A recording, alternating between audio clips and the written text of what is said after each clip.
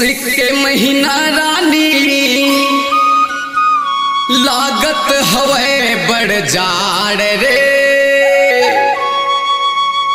ये गदरी मोड़ हाले रानी ये बचा ले मोट परान रे। ये बचा ले मोट परान रे।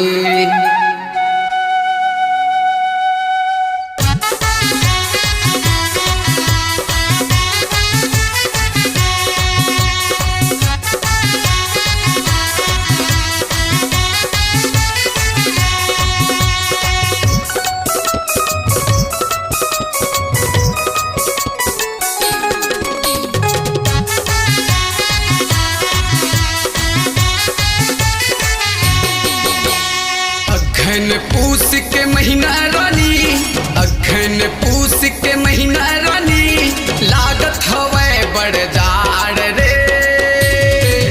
गदरी मोड़ हाले रानी ये बचा ले मोर परान रे। गदरी मोड़ हाले रानी ये बचा ले मोर परान रे। अघन पूस के महीना रानी, अघन पूस के महीना रानी लागत हवे बड़ जाड़ रे। गदरी मोड़ हाले रानी ये बचा ले मोर परान रे। गदरी मोड़ हाले रानी ये बचा ले मोर परान रे।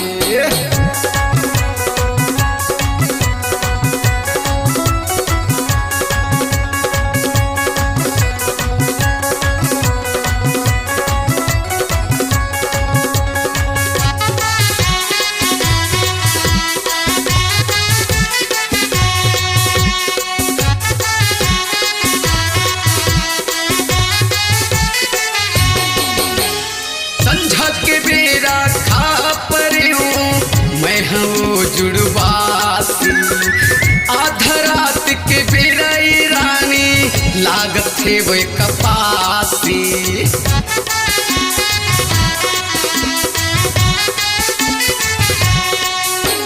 संझा के बेरा खा पर मैं हूँ जुड़वासी। आधा रात के बेरा रानी लागे मूल कपासी। अघन पूस के महीना रानी, अघन पूस के महीना रानी लागत हवे बड़ जाड़ रे। गदरी मोड़ हाले रानी ये बचा ले मोर परान रे। गदरी मोड़ हाले रानी ये बचा ले मोर परान रे।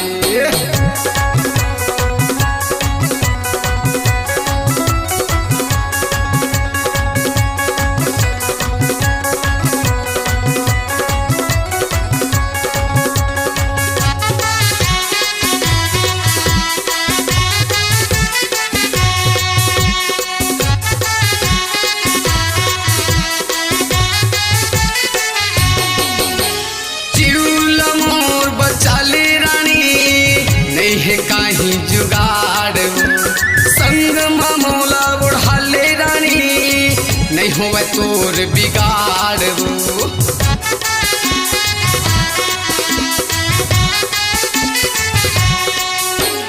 चिउल मोर बचा ले रानी नहीं है काहीं जुगाड़।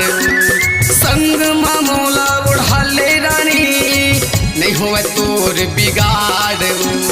अघन पूस के महीना रानी, अघन पूस के महीना रानी लागत हवे बड़ जाड़ रे।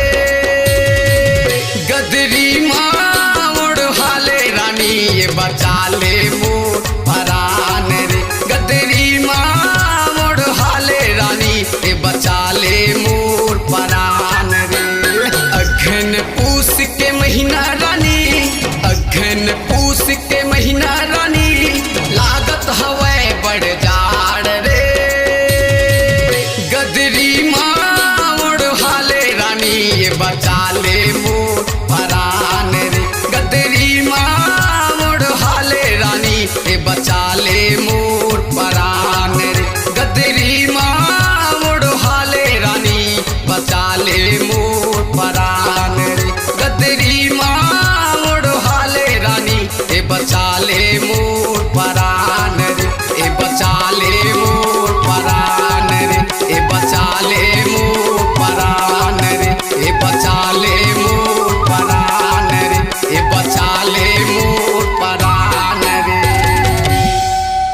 अपनी आवाज को दीजिए एक नया मुकाम। डिजिटल रिकॉर्डिंग की दुनिया का जाना पहचाना नाम स्वरांजलि, जहां गूंजती हैं ध्वनियां अपनी माटी की सौंधी सुगंध के साथ। छत्तीसगढ़ी संगीत के विविध रंग जो पहुंचाते हैं पूरे प्रदेश में डिजिटल रिकॉर्डिंग के संग।